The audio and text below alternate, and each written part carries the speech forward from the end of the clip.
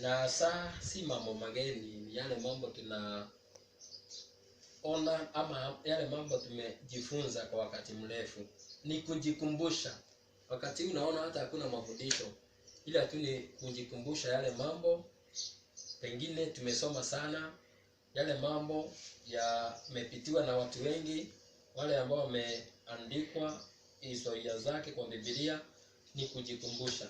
Na kwa hivyo kwa sabato ya leo ni vizuri tuendelee kujikumbusha, maana ni amri tuwe na ile hali ya kupumzika siku ya Sabato, na hiyo amri haitaisha, maana hiyo ni ya milele. Nilikuwa nataka tujikumbushe kidogo kuhusu ni nini kilifanya Mungu akaweza kuangamiza dunia ya kwanza. Maana tunaamini ya kwamba wakati Mungu aliumba Adam na Eve, wakaendelea kuweko. Bwana apewe sifa. Amen. Ulifikia wakati Mungu akakasirika sana na ile dunia ya kwanza ikaisha. Ninaposema dunia, sisemi dunia ati udongo na miti. Nazungumzia dunia ikiwa ni wanadamu. Biblia inasema dunia ni wanadamu. Na ukisoma Mwanzo 11 inazungumzia ya kwamba wakati watu walipanga kujenga mnara wa kwenda mbinguni, Mungu aliwaita dunia. Dunia yote ilikuwa inanena kwa sauti moja. Kwa hiyo ninaposema dunia, inasema watu. Biblia inasema namna gani hapo Mwanzo tu 11 Mwanzo? Nchi yote ilikuwa na lugha moja na usemi mmoja. Nchi yote ilikuwa na lugha moja na usemi mmoja. Kwa hivyo ninaposema dunia, si udongo na mchanga na miti. Nazungumzia watu ndio wanaitwa dunia. Kwa hivyo ninaporudi pale kwa Mwanzo 6 mstari wa kwanza na wa pili, ni dunia, yani watu waliokuwa duniani. Bwana apewe sifa. Amen. Walifikia wakati Mungu akakasirishwa na wao sana, akafikia wakati wa kuona ya kwamba hataweza kutembea na wao. Biblia inasema namna gani pale? Nimesema ni message fupi, kwa hivyo nitasoma kwa dakika chache sana. Inasema namna gani pale? Mwanzo 6 mstari wa kwanza na wa pili. Ikawa wanadamu walipoanza kuzidi usoni pa nchi, na wana wa kike walizaliwa kwao. Hebu shikilia. Ni wakati watu waliongezeka sana duniani. Dunia ikawa na watu wengi sana. Na pale kuna maandiko yametaja na wanadanda wakaongezeka pia zaidi. Kwa hivyo Mungu akiangalia dunia aliona watu wamekuwa wengi, na idadi ya wanadanda wakawa wengi zaidi. Verse 2. Wana wa Mungu waliwaona hao binti za wanadamu ya kuwa ni wazuri, wakajitwalia wake wowote waliowachagua. Kwa hivyo dunia, wakati watu walipokuwa wengi, wana wa Mungu waliangalia wale wanadanda. Na sijui ni kwa nini Mungu ametaja kwamba dunia ilikuwa na watu wengi na akachagua akasema wanadanda wakawa wengi pale. Verse 2 inasema na watu wa Mungu wakawaendea wale wanadanda. Haleluya. Ni kumaanisha watu walipokuwa wengi, kuna kitu wanadada wanafanya duniani na kinavutia watu wa Mungu, ili hali Mungu anafikia wakati wa kumaliza watu na kuona ya kwamba watu wanaenda na mienendo ile ambaye haifai. Ndiposa dunia ya kwanza ikasama. Mstari huo wa 5 hadi wa 7. Nimesema ni message fupi na taenda kwa haraka. Bwana akaona ya kuwa maovu ya mwanadamu ni makubwa duniani, na kwamba kila kusudi analoanza moyoni mwake ni mbaya tu siku zote. Mungu akaangalia akaona haya, watu wa dunia mawazo yao yamekuwa mabaya wakati wote, makusudio yao yamekuwa mabaya wakati wote. Mungu akaangalia akaona kumbe hata wale wanadada wameongezeka, mawazo yao, makusudio ni mabaya wakati wote. Mungu akakasirika, Mungu anashindana tena na wanadamu. Endelea. Bwana akaghairi kwa kuwa amemfanya mwanadamu duniani. Mungu akaghairi, akaona nimeghairi, nimeona ya kwamba ni heri kama singeumba mwanadamu duniani. Akaghairi kwa kuumba mwanadamu. Akahuzunika moyo. Moyo wake ukahuzunika sana. Akasema namna gani? Bwana akasema, nitamfutilia mbali mwanadamu niliyemuumba usoni pa nchi, mwanadamu na mnyama na kitambaacho na ndege wa angani, kwa maana na ghairi kwamba nimewafanya. Mungu akaamua kuwafutilia mbali wanadamu wote aliyowaumba. Na kando kuwafutilia mbali wanadamu, akasema hata wanyama na miti na vyote vilivyomo wote wataangamia pamoja. Ndugu yangu, elewa ya kwamba Mungu alifutilia mbali dunia ya kwanza, yani watu waliokuweko wa kwanza wakati wa Nuhu, kwa sababu ya vile walikuwa nawaza mabaya. Fikira zao zilikuwa zinawaza mambo mabaya.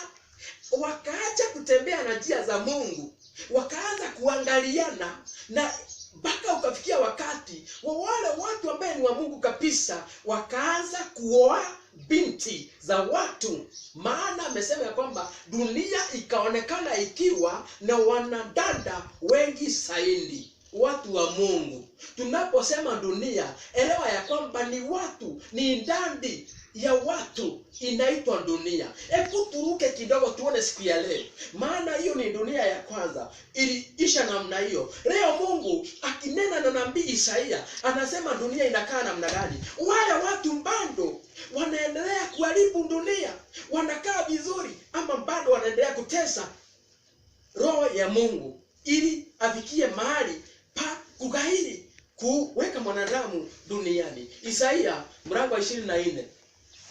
Isaia mlango wa 24 na mstari wa 5 na wa 6. Tena dunia imetiwa unajisi kwa watu wanaoikaa. Dunia ile ambayo tunakaa siku ya leo, Biblia inasema imetiwa unajisi na wale watu wanakaa duniani. Inatiwa unajisi na wale watu wanakaa duniani. Kwa maana wameziasi sheria. Maana wamesiasi sheria. Wameibadili amri. Wamelivunja agano la milele. Kaidi amri na hata kufuja amri ya milele. Dunia ya leo, Biblia imesema imeharibika, imeharibiwa na wale watu wanaoishi ndani yake. Ni kwa sababu hao watu wameacha kutembea katika zile njia ambazo ni za Mungu na wakaanza kwenda kwa njia zao. Siku ya leo ukiambia wanadamu kuna njia za Mungu alizoziweka ili wanadamu wakiwa duniani watembee katika zile njia, naye Mungu afurahishwe na wale wanadamu, utakuta ya kwamba watu wakisema hapana, mtu anaweza kaa venye anavyopenda. Mambo yetu yapewe sifa. Amen. Haleluya. Amen. Biblia inasema kwenye kitabu cha Mhubiri 8 mstari wa 11. Mhubiri 8 mstari wa 11 ya kwamba hata kama watu wanaenda kwa zile njia ambazo asimpendezi Mungu, si ati Mungu aoni. Mungu anaona kabisa. Lakini andiko linasema namna gani? Kwa sababu hukumu juu ya tendo mbaya haitekelezwi upesi. Hebu shikilia. Hukumu juu ya tendo mbaya halitekelezwi kwa haraka, yani upesi. Yani jambo lolote watu wanalotenda limbaya, Mungu alipishi kwa haraka. Alipishi. Hata watu wakifanya mabaya kabisa, Mungu anakaa kama aoni, ashindani na wale watu. Anasema kwa sababu hukumu kwa tendo mbaya Mungu alitekelezi kwa haraka ama upesi. Mioyo ya wanadamu hudhibitishwa ndani yao ili kutenda mabaya. Watu wanazidi kutenda mabaya duniani. Watu wanaendelea kutenda mabaya, maana yule Mungu ambaye anahukumu anasema ya kwamba ahukumu kwa haraka.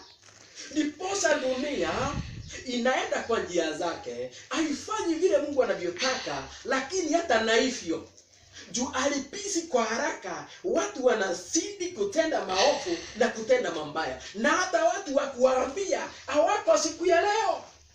Watu wa kuwaambia hawako siku ya leo. Utaona ya kwamba wazee na hata wamama na wale watu tunasema tumeamini, kila mtu ameshindwa ameamini nini. Hata position ya mtu hajui ni gani.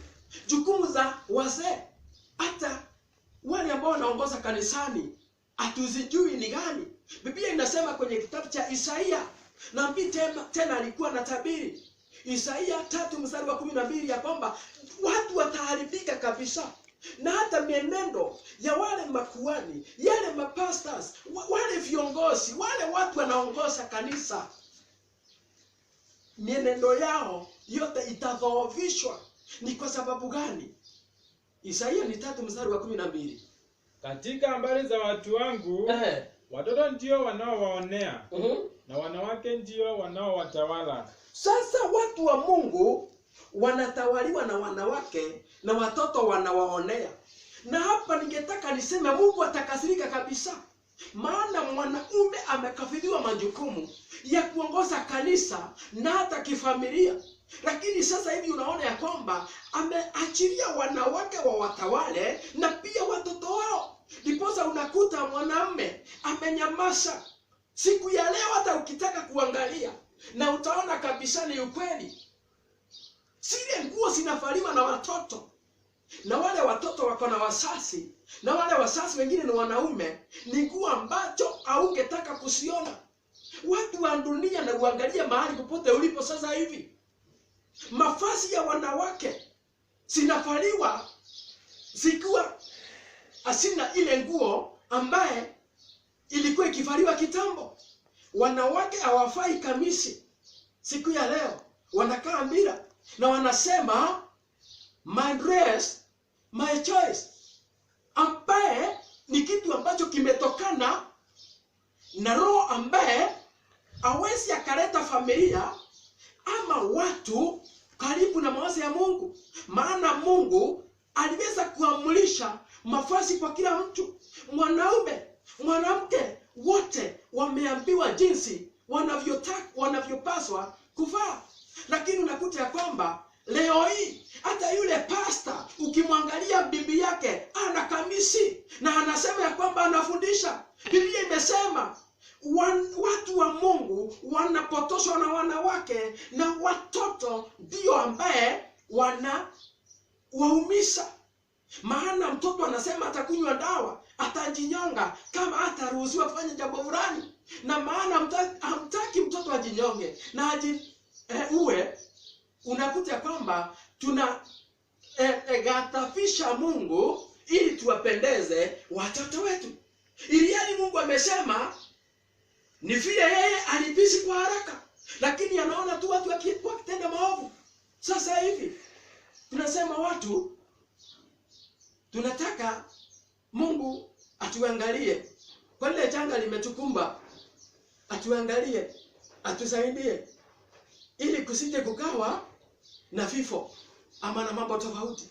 Unakuta ya kwamba yale mambo hayafikia ni kwa sababu si tunataka tutendewe mazuri na Mungu, ili hali tunaendelea kumkasirisha. Anaitwa sifa. Amen. Wale watu tumeamini, tukalie msingi wa Mungu. Mavazi tumepatiwa, mini skirt sijui ni za nini. Pasta unaona bibi yako venye anafaa, watoto wako venye wanafaa, na vile hata mipangilio imewekwa kanisani. Na Biblia niambia nasema wale watu watafanya watu wa Mungu wapotee ni wanawake. Maana ndio wamefanyika kuwa viongozi. Na watoto wafinyirie sana. Maana tumepatiwa majukumu za kuonyesha watoto zile njia ambazo zinafaa, lakini tumeshindwa, tumeremewa. Nikasema sasa hivi ukiangalia, na hata uangalie mwanamke yuko karibu, yule ambaye yuko karibu na wewe, uone kana kwamba kuna kamisi hana, muulize ni kwa nini. Haya mambo yalitokea wapi? Kwa nini Mungu asione ya kwamba tunafanya mambo mabaya? Bwana tuwape sifa. Ninapoenda nikimalizia, Biblia imesema mwanamume asivae nguo ya mwanamke, na mwanamke asivae nguo ya mwanaume. Yale maandiko tunasoma kila siku kwenye kitabu cha Kumbukumbu la Torati 22 mstari wa 5, inasomwa kila mahali. Isiwe namna hiyo. Unaona, tunafunga macho. Ni Mungu alisema yeye aoni kana kwamba anaweza pendezwa na mtu akivaa namna hiyo. Kwa nini tuone kana kwamba Mungu anafurahia siku ya leo? Mungu hawezi akafurahia, maana alisema, na Mungu ndiye alituumba. Biblia inasema namna gani? Mwanamke asivae mavazi ya mpasayo mwanamume, wala mwanamume asivae mavazi ya mwanamke. Kwa maana kila afanyaye mambo hayo ni machukizo kwa Bwana Mungu wako. Kama ni chukizo, kwa nini tusingojee yale Mungu anapanga kufanyia dunia afanyie? Atafanyia dunia, maana tunafanya machukizo mbele yake Bwana, na hatuoni kana kwamba tunamkasirisha Bwana, ili hali tunamkasirisha. Sisi tunajitafuta, nimefanya nini na si kuimba kitu ya mwenyewe, mimi niko sawa, sina shida. Angalia ni matakwa gani Mungu alikuwekea ufuate na haufuati, maana Mungu anafurahishwa sana na wale watu wanaotii, si wale wanamtolea dhambi. Ndiposa unakuta alikataa Sauli kuwa mfalme, si kwa sababu ati Sauli yakwe na mbuzi na kondoo za dhambi usilikuweko, bali alikataa matakwa, mashauri ya Mungu alikataa. Mtu wa Mungu elewa ya kwamba Mungu anapendezwa sana na wale watu wanashika na kufuata matakwa ya Mungu. Haleluya. Amen. Nimesema ya kwamba leo hii mambo ni mengi yametukumba, na sasa tumekataa njia za Bwana kuzifuata. Yeremia anaambiwa, Mungu pia kanena kwenye kitabu cha Yeremia 2 na mstari wa 13. Anasema ya kwamba ni kweli watu walikataa zile njia ambazo ni za Mungu, wakaenda kujichimbia visima cha maji wao wenyewe. Wakakataa njia za Mungu, wakakataa kisima ambacho ni cha Mungu. Biblia sema namna gani? Kwa maana watu wangu hawa wametenda maovu mawili. Wametenda maovu mawili. Wameniacha mimi niliye chemichemi ya maji ya uzima. Hebu shikilia. Si ni kweli wameacha Mungu? Maana wakati Mungu alikuwa anatushauri, pitieni hapa na mfanye hivi, na wanawake wafanye hivi, na wanaume mkae namna hii, na mavazi yavaliwe yapasavyo.